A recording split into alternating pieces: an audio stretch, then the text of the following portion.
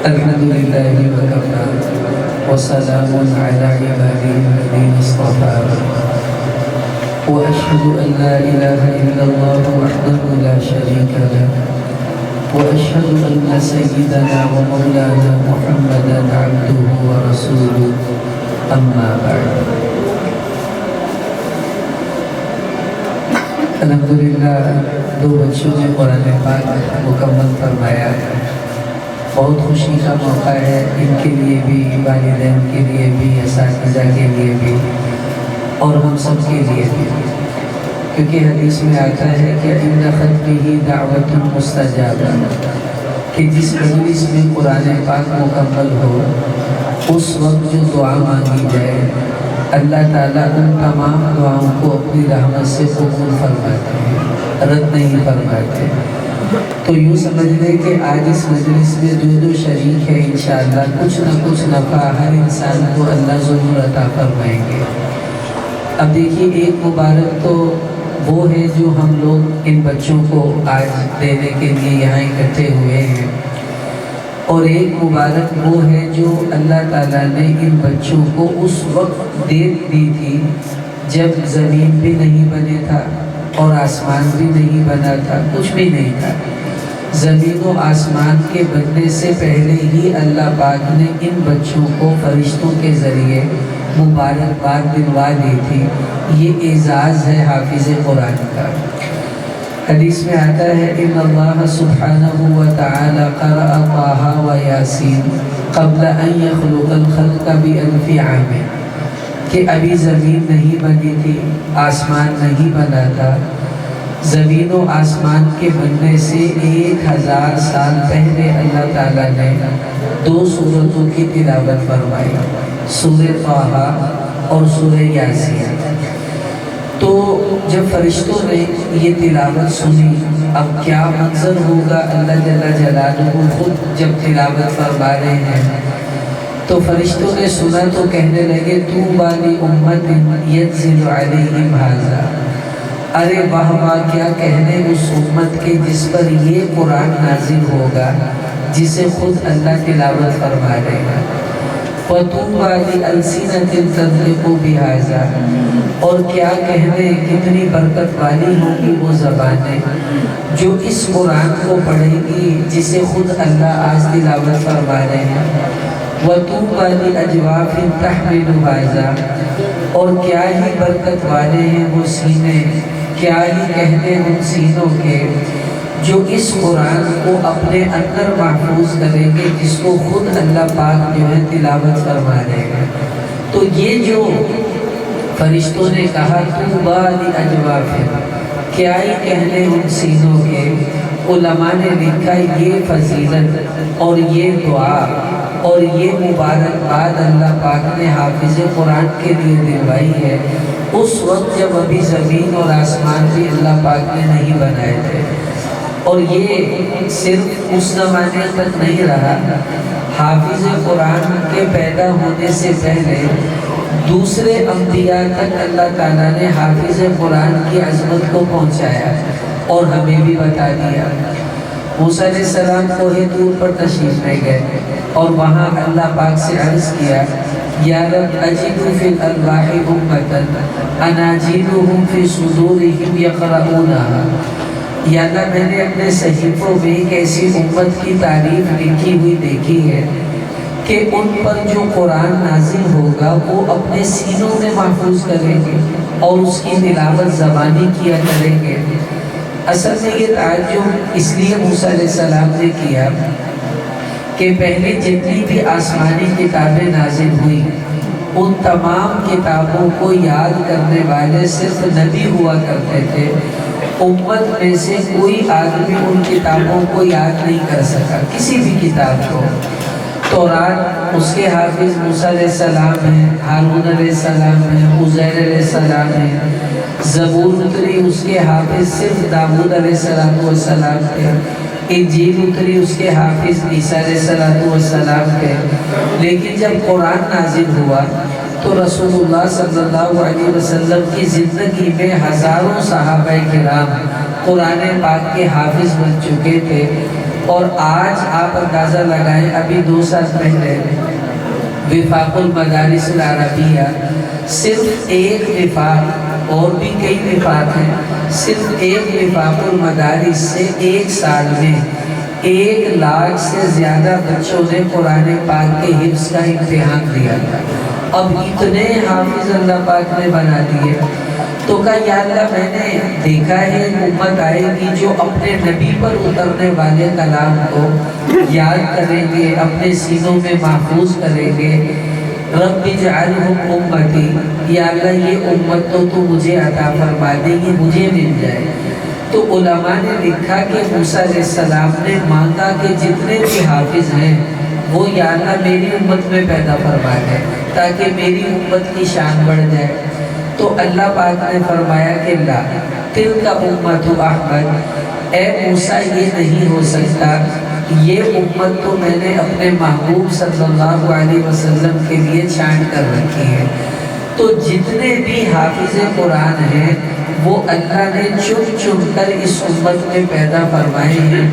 جس کو حافظ نہیں بنانا تھا وہ تو پہلی امتوں میں چلے گئے، لیکن جسے حافظ بنانا تھا ان تمام کو اللہ نے اس امت میں الحمدللہ پیدا فرمایا۔ تو یہ جو 2 بچے جنہوں نے ابھی قرآن کا آخری سبق سنایا ہمیں، یہ بھی چنے ہوئے ہیں۔ اللہ پاک نے چن کر ان بچوں کو اس امت میں پیدا فرمایا، اس لیے کہ اللہ انہیں قرآن والی دولت عطا فرمانا چاہتے تھے۔ یہ کتنی بڑی سعادت اور خوشبختی کی بات ہے۔ اب دیکھیے ہمارے گھر میں الماری میں 2 قسم کی کتابیں رکھی ہوئی ہوتی ہیں۔ ایک الماری میں physics, chemistry, biology, English, math یہ والی کتابیں پڑھی ہیں، اور ایک الماری میں قرآن پاک رکھا ہوا ہے۔ اب آپ بتائیں کہ جب ہم اپنے گھر میں ہوتے ہیں تو جدھر انگلش کی کتابیں ہوتی ہیں ادھر پاؤں کر کے بھی سو جاتے ہیں، اور وہ نیچے گر بھی جائیں تو جھاڑ کے دوبارہ اوپر رکھ دیتے ہیں، اور ان کتابوں کو آج تک آپ نے کبھی چوما نہیں ہوگا۔ یہ انگلش کی کتاب ہے اسے آنکھوں سے لگائیں، یہ بیالوجی کی کتاب ہے اس کو چوم کر سینے سے لگائیں، ہم ایسا نہیں کرتے۔ لیکن جس الماری میں قرآن پاک رکھا ہو ہم ادھر پاؤں کر کے سوتے نہیں ہیں، ادھر پیٹھ کر کر بیٹھتے نہیں ہیں، اور جب قرآن الماری سے نکالتے ہیں اسے آنکھوں سے لگاتے ہیں، چومتے ہیں، سینے سے لگاتے ہیں، اور اللہ نہ کرے کبھی قرآن ہاتھ سے گر جائے تو اتنا ڈر جاتے ہیں کہ چومتے ہیں، استغفار کرتے ہیں، علماء سے مسئلہ پوچھتے ہیں کہ جی کوئی کفارہ تو میرے اوپر نہیں آیا، قرآن میرے ہاتھ سے گر گیا۔ اب اس سے پتہ چلا کہ ہیں تو دونوں ہی کاغذ کی کتابیں، لیکن ایک کتاب کو اللہ نے اتنی عظمت عطا فرمائی کہ بادشاہ بھی اسے اپنی آنکھوں سے لگاتا ہے، وزیر بھی اس کو چوم کر اپنے سینے سے لگاتا ہے، اور باقی دنیا کی تمام کتابیں قرآن پاک کے مقابلے میں کوئی حیثیت نہیں رکھتی، انہیں ردی میں بیچ دیتے ہیں، پرانی ہوئی، بلکہ نئی بھی ہوتی ہیں تو ایک دفعہ پڑھ لیا بس اب اگلی کلاس میں چلے گئے، تو پچھلی جو کتابیں ہیں وہ بیچ کر لوگ، بچے شکرگندی کھا لیتے ہیں اور عورتیں بیچ کر اس سے برتن وغیرہ لے لیتی ہیں۔ یہ ان کے علوم کا، ان فنون کا حال ہے۔ قرآن پاک جتنا بھی پرانا ہو جائے کبھی آپ نے نہیں دیکھا ہوگا کسی نے ردی والے کو بیچ دیا ہو۔ قرآن جتنا بھی شہید ہو جائے کبھی آپ نے دیکھا نہیں ہوگا کہ اسے کسی نے فالتو ایک جگہ پر کہیں ڈال دیا ہو۔ بڑے ادب کے ساتھ اس کو لپیٹا جاتا ہے، کسی کنویں میں رکھ دیا جاتا ہے، یا کہیں زمین کھود کر دبا دیا جاتا ہے۔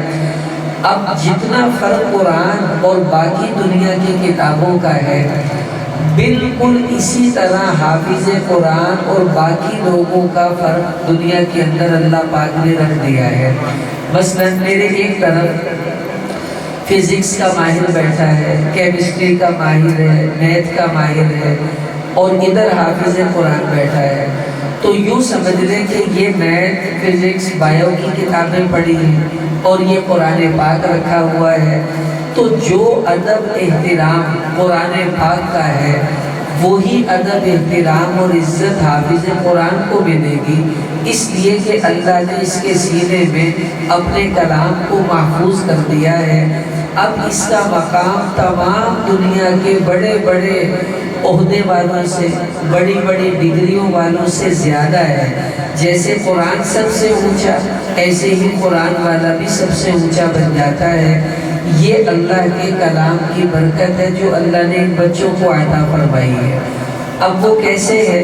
دیکھیے حدیث میں آتا ہے، آپ صلی اللہ علیہ وسلم نے فرمایا اِنَّ لِلَّهِ أَهْلِينَ مِنَ النَّاسِ، ساری مخلوق اللہ کی ہے، ہم سب اللہ کے بندے ہیں، لیکن اللہ تعالیٰ نے اپنی مخلوق میں کچھ خاص لوگ VIP جن سے اللہ کو بڑا تعلق ہے، اللہ پاک ان سے بڑا پیار کرتے ہیں۔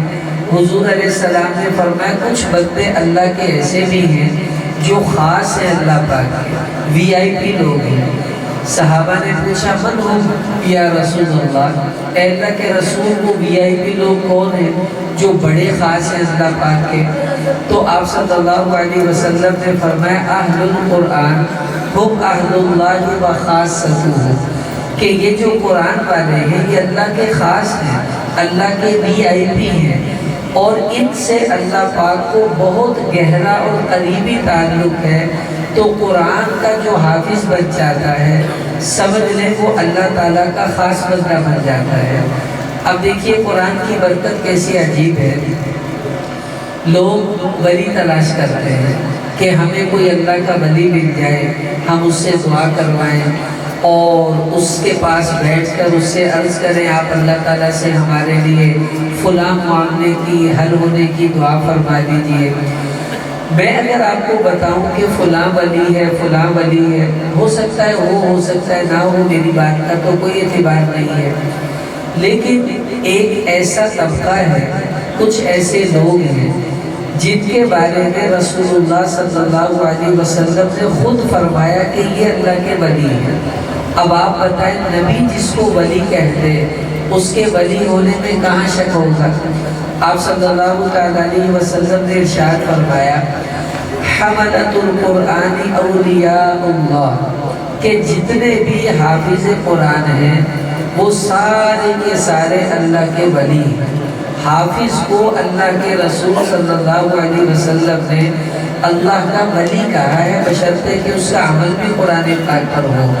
تو جو حافظ اپنے قرآن پر عمل کرے اس کی ولایت میں ذرہ برابر بھی شک نہیں کیا جا سکتا۔ اچھا ہم لوگ دعا کرتے ہیں، پھر ہمیں شک ہوتا ہے پتہ نہیں ہماری دعا قبول ہوئی کہ نہیں ہوئی، پتہ نہیں اللہ ہماری دعا قبول کریں گے یا نہیں کریں گے۔ اور حافظ قرآن کے بارے میں رسول پاک صلی اللہ علیہ وسلم نے صاف صاف ارشاد فرما دیا کہ حافظ قرآن یستجاب دعوتہ، اللہ تعالیٰ حافظ قرآن کی مانگی ہوئی ہر دعا کو اپنی رحمت سے قبول فرماتے ہیں۔ تو حافظ قرآن مستجاب الدعوات بن جاتا ہے۔ آپ نے دیکھا ہوگا لوگ مدرسوں میں آتے ہیں پریشانیوں کے عالم میں اور آ کر کہتے ہیں جی یہ بچے سے دعا کروا دیجیے، ہمارا فلاں معاملہ ہے، اللہ تعالیٰ اس کو حل فرما دے، ہمارے لیے آسانی فرما دے۔ تو وہ بھی سمجھتے ہیں کہ یہ معصوم بچے جو حفظ کر رہے ہیں اللہ تعالیٰ قرآن پڑھنے کی وجہ سے ان کی دعاؤں کو رد نہیں فرماتے ہیں، اور حافظ قرآن مستجاب الدعوات بن جاتا ہے، اللہ پاک اس کو اتنا بڑا مقام عطا فرماتے ہیں۔ اچھا ہم لوگ اللہ سے مانگتے ہیں، ہمیں مل جاتا ہے، کبھی نہیں بھی ملتا، اللہ کی حکمت ہے، لیکن حافظ قرآن کا مقام دیکھیں کتنا اونچا اللہ پاک نے بنایا ہے۔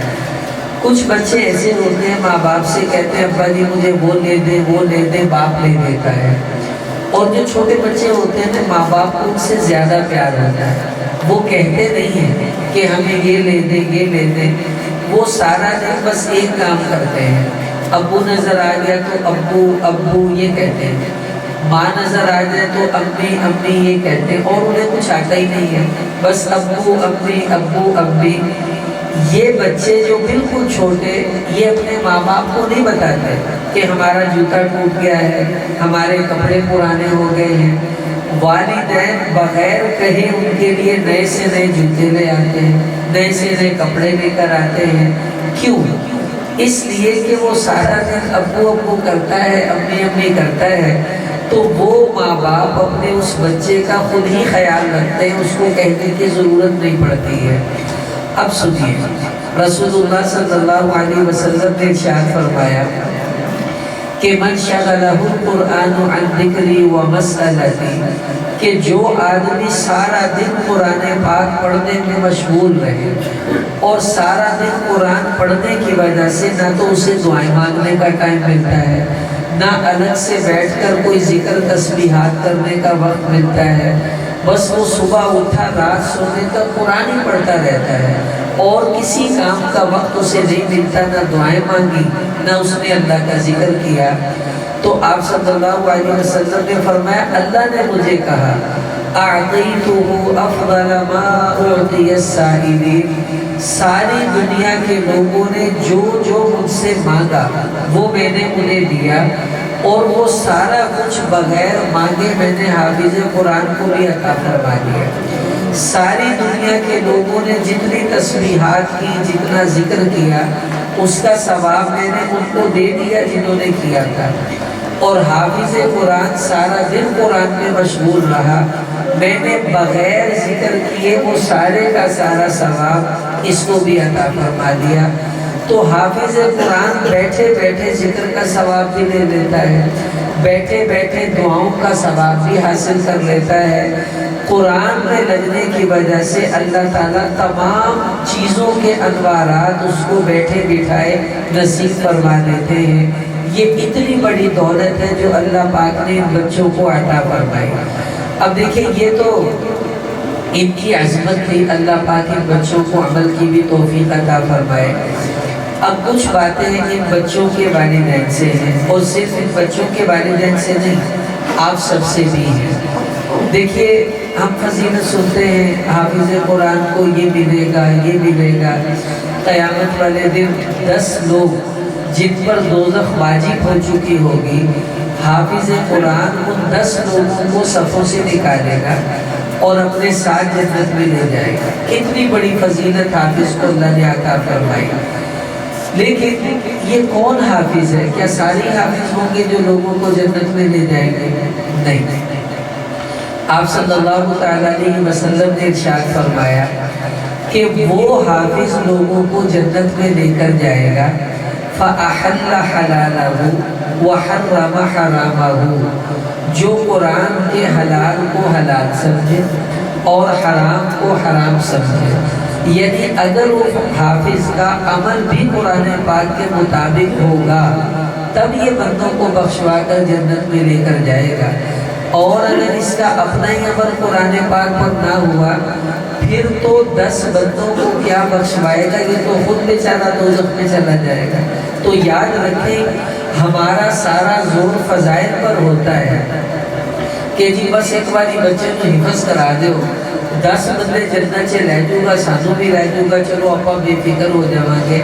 نہ بھائی نہ، آپ جب تک اپنے بچے کو قرآن پر عمل کا ماحول عطا نہیں کریں گے، یاد رکھیں آپ کی ساری محنت ضائع ہو جائے گی۔ مثلاً آپ کو کوئی مالی ایک پودا دیتا ہے اور وہ کہتا ہے یہ پودا لگائیں، اس پودے پر آم لگیں گے، بڑے آم ہوں گے اور میٹھے ہوں گے وغیرہ وغیرہ، تو آپ پودا لا کر لگا دیں، نہ اسے پانی دیں، نہ اسے کاٹ دیں اور نہ اس کا خیال کریں، تو کیا خیال ہے اس پہ آم لگ جائیں گے؟ وہ تو وہیں جل کر ختم ہو جائے گا۔ تو جیسے اس پودے کو بڑا ہونے تک آپ کو سنبھالنا پڑتا ہے، پھر بعد میں جا کر اس پر واقعی پھل لگ جاتے ہیں۔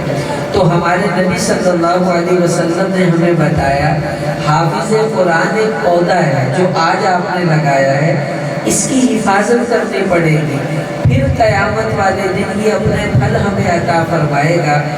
اب آج کل ہو کیا رہا ہے، جو دکھ کی بات ہے وہ سمجھیے، بچہ مدرسے میں پڑھنے جاتا ہے، سارا دن اس نے قرآن پڑھا، نور اللہ نے اس کے دل میں اتارا، جو ہی بچہ گھر آتا ہے تو ماں اپنے ساتھ بٹھا کر اس کو ڈرامہ دکھاتی ہے، باپ اپنے ساتھ بٹھا کر اس کو فلم دکھا رہا ہے، بہن بھائی آپس میں مل کر گانے سن رہے ہیں.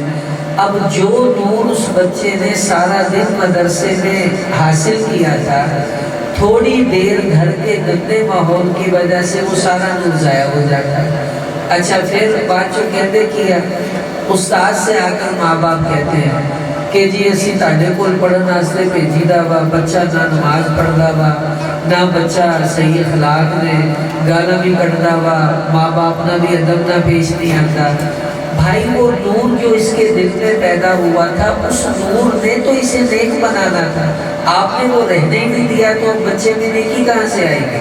آپ ہی بتائیے. جس موبائل میں چارجنگ ختم ہو جائے، اب اس موبائل میں نہ کال آئے گی نہ جائے گی، اس کی تو کہانی ختم ہو گئی ہے. تو آپ نے بچے کی چارجنگ ہی اڑا دی ہے گھر میں آتے ہی. تو یاد رکھیں صرف آپ کی ذمہ داری اتنی نہیں ہے کہ بچے کو آپ نے جا کر مدرسے چھوڑ دیا اور شام کو لے کر گھر آ گئے. آپ کی ذمہ داری یہ ہے کہ جو ماحول بچے کو مدرسے میں ملا تھا، وہی ماحول اگر آپ اسے گھر میں دیں گے تب آپ کا بچہ قرآن پر عمل کرنے کے قابل ہوگا. دیکھیے فریج کے اندر برف جم جاتی ہے، وہ سال بھی فریج میں پڑی رہے تو برف ہی رہے گی. اگر آپ نے فریج سے نکال کر بالٹی میں پانی میں وہ کولا برف کا ڈال دیا تو 10 منٹ کے بعد وہ برف نہیں ہوگی، وہ بھی پانی بن جائے گا. کیوں؟ فریج کا ماحول اور تھا، بالٹی کا ماحول اور ہے، تو وہ چیز جو وہاں تھی یہاں آ کر وہ بالکل بدل جاتی ہے. اب مدرسے کا ماحول اعمال والا ہے. آپ کے گھر میں نہ ماں نماز پڑھ رہی ہے، نہ باپ نماز پڑھتا ہے، نہ بہن بھائی نماز پڑھتے ہیں، تو آپ بچے سے کیا توقع رکھیں گے یہ اٹھ کر نماز پڑھے گا صبح کی؟ جب آپ ہی نہیں پڑھ رہے تو بچے نے کہاں سے پڑھنی ہے؟ تو جو ماحول مدرسے میں ملا وہی ماحول بچے کو آپ گھر میں دے دیں گے. پھر دیکھیے آپ کا بچہ کیسے اللہ کا ولی بنتا ہے. پرانے زمانوں میں جو ماحول گھر کا تھا وہی مدرسے کا تھا. جو مدرسے میں بچہ سیکھتا وہ گھر میں آ کر اپنے ماں باپ کی زندگی میں دیکھا کرتا تھا، جس کی وجہ سے اس کو بہت جلدی اللہ اپنا تعلق اور ولایت عطا فرماتے تھے. آج جو کمی ہے بھائی وہ ہماری طرف سے بہت زیادہ آ رہی ہے. قصور مدرسے والوں کا بھی ہوگا کسی حد تک، لیکن ہمارا جو قصور ہے کم از کم ہم اس کو تو دور کرنے کی کوشش کریں. اب دیکھیے مدرسے میں استاد نے بچے کو قرآن پڑھایا، فارغ وقت میں ان کو سنت کی اہمیت بتائی، ہمارے نبی کی زندگی کی عظمت بتائی. اب ہوتا کیا ہے، بچہ گھر آتا ہے کہ جی تائے دے منڈے کا بیاہ وا آج ان کی مہندی تے جانا. اب وہاں ڈھول بج رہے ہیں، وہاں مجرے ہو رہے ہیں. اسی حافظ بچے کو آپ انگلی پکڑ کر وہاں لے کر جاتے ہیں، وہ ڈانس بھی دیکھ رہا ہے، گانے بھی دیکھ رہا ہے، عورتیں ناچ رہی ہیں، وہ بھی وہیں کھڑا ہے. تو آپ کا کیا خیال ہے کہ بچہ اللہ کا ولی بن جائے گا؟ آپ اپنے ہاتھوں سے اس بچے کو برباد کرتے ہیں، رسموں پر لے جا کر، مہندیوں پر لے جا کر. جو کام اللہ کی نافرمانی کے ہیں، اگر آپ اپنے بچے کو اس ماحول سے نہیں روک رہے، اس کا مطلب ہے آپ اپنے ہاتھوں سے وہ پودا ضائع کر رہے ہیں جس نے قیامت والے دن آپ کو پھل دینا تھا. وہاں کوئی پھل ول نہیں ملنا، سیدھی سی بات ہے. تو والدین کی بہت بڑی ذمہ داری ہے. آپ اپنی ذمہ داری کو بھائی سمجھنے کی کوشش کیجیے. بچے کو استاد مدرسے میں تو نماز پڑھا سکتا ہے، گھر میں تو استاد نے آ کے نماز نہیں پڑھانی، وہ تو آپ کو نہیں پڑھانی ہے. مدرسے میں استاد پابندی لگاتا ہے کوئی بچہ موبائل لے کر نہیں آئے گا، کوئی بچہ موبائل دیکھ نہیں سکتا، وہ بس قرآن پڑھتے ہیں. جو ہی بچہ گھر میں آتا ہے وہ موبائل پر کارٹون بھی دیکھ رہا ہے، فلمیں بھی دیکھ رہا ہے، گانے بھی سن رہا ہے. تو اس کا مطلب ہے کہ استاد ہوا بھر کر بھیجتا ہے، آپ پنچر کر دیتے ہیں. ہونے گڈی ٹورو کی کتنا جڑی پنچر روزانہ ہی ہوتی ہے، اور روز ہی پنچر استاد بیچارہ لگاتا ہے اور آپ پھر اس کو پنچر کر دیتے ہیں. تو اس لیے آپ سے درخواست ہے کم از کم آپ بھی اپنے بچوں کو دینی ماحول بنانے کے لیے اپنے گھر کے ماحول کو تبدیل کرنے کی کوشش کریں، اور حافظ بچے کے گھر میں ہوتے ہوئے کم از کم وہ کام نہ کیا کریں جس سے اس کا دل کا نور جو ہے وہ ضائع ہو جائے. دوسری بات یہ، بچہ بڑا ہو گیا ہے، مدرسے سے تو فارغ ہو گیا، حفظ کر لیا، اب وہ اسکول جاتا ہے یا دکان پر آپ کے ساتھ کاروبار کرتا ہے، اب استاد سے اس کا تعلق ختم ہو گیا، آپ کے پاس آ گیا ہے، جو مدرسے میں دین کا ماحول تھا اب وہ بچہ اس سے دور ہو گیا ہے۔ اب آپ کو چاہیے اپنے اس بچے کو کسی طرح دین کے ماحول سے جوڑے، تاکہ بچے کا نور ضائع نہ ہو اور وہ اسی طرح اللہ کے قریب رہے جیسے پڑھائی کے دوران تھا۔ اب اس کا ایک حل تو یہ ہے کہ آپ اپنے بچے کا تعلق اس کے استاد سے قائم فرمائیں۔ وہ کیسے؟ کہ روزانہ 1 گھنٹہ بچہ مدرسے میں جائے اور وہاں جا کر قرآن پڑھے اور 1 آدھ سپارہ سنا کر بھی آئے۔ ایک تو استاد سے ملاقات ہو جائے گی، استاد حال احوال لیتا رہے گا، دوسرا نیک ماحول میں شریک ہوگا، اور تیسرا قرآن پاک بھی انشاءاللہ یاد رہے گا۔ تو روزانہ 1-1.5 گھنٹہ کسی بھی وقت میں ترتیب بنا کر اس کو مدرسے میں بھیجیے۔ دوسرا کام یہ کریں، اگر یہ پاسبل نہیں ہے آپ کے لیے، بعض اوقات مدرسہ دور ہوتا ہے، نہیں اتنا ممکن ہوتا ہے، تو کم از کم آپ اپنے بچے کو اپنی قریبی مسجد میں جو تبلیغی ماحول ہے بھائی اس میں تو جوڑ سکتے ہیں نا۔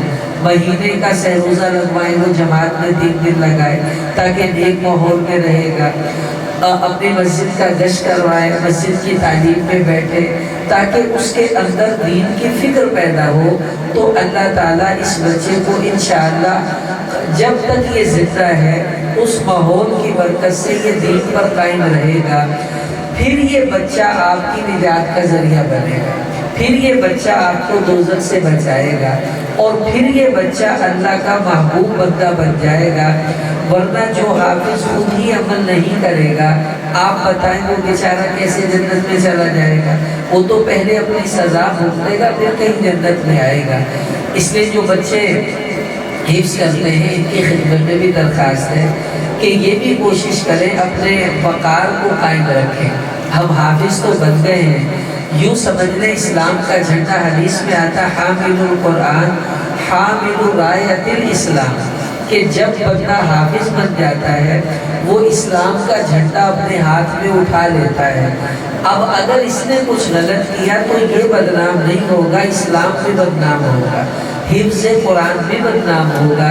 لوگ کہیں گے لوگ یہ حافظ اتنا بھی کم کر دیا تو باقی نے پھر کتوں بار جانا، بات تو وہ صحیح کرتے ہیں۔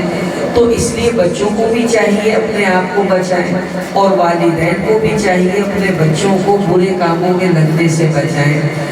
آخری درخواست آپ حضرات سے یہ ہے، دیکھیں بچوں نے ماشاءاللہ بھی سبق سنایا، اس وقت سب سے زیادہ اس مجلس میں فخر ان لوگوں کو ہے جو اس بچے کے والدین ہیں، یعنی ان کے ماں باپ جو اس مجلس میں بیٹھے ہیں والدین، وہ انتہائی فخر کے ساتھ بیٹھے ہوں گے کہ بھئی آج میرا بچہ حافظ بن گیا ہے ماشاءاللہ۔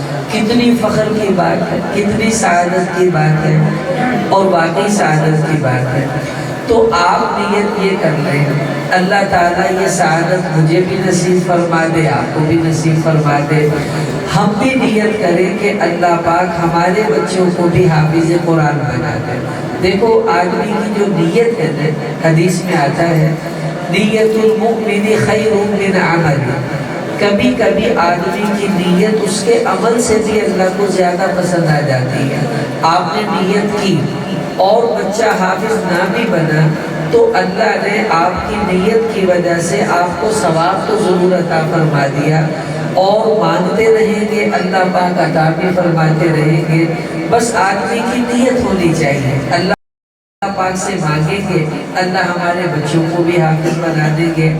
تو آپ بھی نیت کر لیں گے انشاءاللہ ہم اپنی نسلوں میں قرآن کے نور کو جاری کریں گے، اور اپنے بچوں کو حافظ قرآن بنانے کی پوری کوشش انشاءاللہ کریں گے۔ ہمارے ذمہ دعا مانگنا ہے، بچے کا ذہن بنانا ہے، اور اسے استاذ کے حوالے کر دینا ہے، باقی اللہ کے اوپر ہے، اللہ پر چھوڑ دیجئے، اللہ خود ہی بچوں کو انشاءاللہ قبول فرما لیں گے۔ تو کون نیت کرتا ہے کہ انشاءاللہ میں اپنے بچوں کو حافظ بناؤں گا؟ میں بھی نیت کرتا ہوں، انشاءاللہ آپ بھی نیت کر لیجئے یہ اٹھے ہوئے ہاتھ اللہ دیکھیں گے اور اللہ انشاءاللہ ان پر قبولیت کی مہریں بھی لگائیں گے۔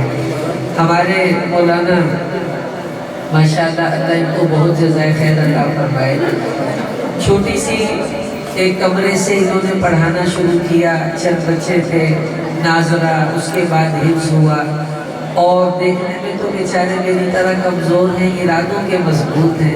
اللہ پاک نے ان کے ارادوں کی برکت سے ماشاءاللہ کرائے پر جگہ لی، اس کے بعد اللہ نے ان کو اپنی جگہ اب عطا فرما دی، وہاں ماشاءاللہ تعمیرات بھی جاری ہیں۔ اور آپ بھائیوں سے عرض ہے، بعض مدرسے ہوتے ہیں سڑکوں پر نظر آتے ہیں تو لوگ دیکھتے ہیں تو تعاون کر دیتے ہیں، ان کا مدرسہ وہاں ہے جہاں جانے کے لیے اسپیشل رکشے کروانا پڑے گا، تو کوئی سڑک بھی وہاں پر نہیں جاتی ہے، تو وہاں جا کر آپ دیکھیے وہاں کام کیسا ہو رہا ہے، اور ماشاءاللہ کتنی محنت یہ فرما رہے ہیں۔ تو بہت سے تعمیراتی کاموں میں فنڈ کی ضرورت تو ہوتی ہے، تو آپ بھی اپنا حصہ ڈالیں گے تو پتہ نہیں کب تک کام ہوگا، قیامت تک یہ ادارے تو قائم رہیں گے، کام کرنے والے بدل جائیں گے، جگہ تو وہی رہے گی، ثواب اللہ انشاءاللہ ہمیں ضرور عطا فرماتے رہیں گے۔ تو اس لیے ہم ان کے لیے دعا گو بھی ہیں، اللہ پاک ان کے ارادوں کو مزید قبول فرما لے، آگے تک انہوں نے اور جو پلاننگ کی بھی ہے اللہ اسے بھی انشاءاللہ وجود عطا فرمائیں گے۔ اور ابھی تو فرما رہے تھے کہ ہم بنات کے حوالے سے بھی سوچ رہے ہیں کہ بچیوں کے لیے بھی کوئی انتظام اس علاقے میں ہونا چاہیے، اور واقعی اس طرف کو دیکھا جائے تو ہمارا بنات کا کوئی ایسا مضبوط ادارہ نہیں ہے کہ جہاں پر بچیوں کے لیے کوئی ایسا مضبوط ہو، لیکن انہوں نے ماشاءاللہ ایک گھر میں وہاں شروع کیا، مجھے بھی جانے کا اتفاق ہوا، تو اس میں دراسات ہے، مطلب یہ ہے کہ جو بچیاں اسکول کالج میں پڑھتی ہیں ان کے لیے ایک الگ ٹائم رکھا ہوا ہے جس میں آ کر وہ تفسیر پڑھتی ہیں، حدیث پڑھتی ہیں، فقہ کے مسائل پڑھتی ہیں، حضور کی سیرت پڑھتی ہیں، اور وہ 2 سال کا کورس ہے جس کا امتحان بھی وفاق کا ہوتا ہے، اس میں بچیوں کو سند بھی ملتی ہے۔ تو کم از کم جن بچیوں کی شادیاں ہونے والی ہیں تو شادی سے پہلے اپنی ہر بچی کو یہ 2 سالہ کورس تو چھوٹا سا کروا دے، اس کو اپنے گھر کا دین سمجھ میں آئے گا کہ مجھے اپنے گھر میں کیسے سنت کے مطابق رہنا ہے، اولاد کی تربیت کیسے کرنی ہے، اپنی بھی زندگی گزارنی آ جائے گی، اپنے گھر والوں کو بھی دین دینا آ جائے گا۔ وہ ماشاءاللہ انہوں نے اپنے علاقے میں یہاں شروع کیا جہاز گراؤنڈ میں، تو وہ معلوم کر لیا جائے اس کی ترتیب بھی۔ تو یہ ان کے مدرسے کی موٹی موٹی کچھ کارگزاری تھی، وہ مزید یہ خود ہی آپ کے سامنے فرما دیں گے۔ تو بس آپ سے اتنا عرض ہے کہ ان کا حوصلے افزائی کے لیے کبھی کبھی پوچھتے رہا کریں کہ بھائی کیسا چل رہا ہے، ہمارے لائف کی خدمت ہو تو بتائیں۔ ہمارے ایک دوست فرمانے لگے، میں اکثر مدرسوں میں جاتا ہوں اور یہ پوچھتا ہوں کہ جی میرے لائف کی خدمت ہو تو بتا دیں، تو وہ کہتے نہیں بس دعا فرمائیں اللہ پاک اس کام کو قبول کر لے۔ کہنے لگے میں ہوں تو غریب، دے تو کچھ نہیں سکتا، مال نہیں دے سکتا، لیکن الحمدللہ میں راتوں کو اٹھ کر مدرسوں کے نام لے لے کر دعائیں کرتا ہوں۔ تو کہنے لگے مجھے ایک بزرگ نے کہا جن جن مدرسوں کا نام لے کر تم دعا کرتے ہو ان مدرسوں میں جتنا دین کا کام ہو رہا ہے اللہ تمہیں بھی اس کا ثواب عطا فرمائیں گے، کیونکہ دعا بھی ایک تعاون ہوتا ہے جو سب سے ہلکا تعاون ہے۔ یہ تو ہم سارے کر سکتے ہیں نا بھائی کہ ان کے لیے دعا فرمائے، اللہ پاک انہیں بھی قبول فرمائے اور ان کے ادارے کو بھی ترقی نصیب فرمائے۔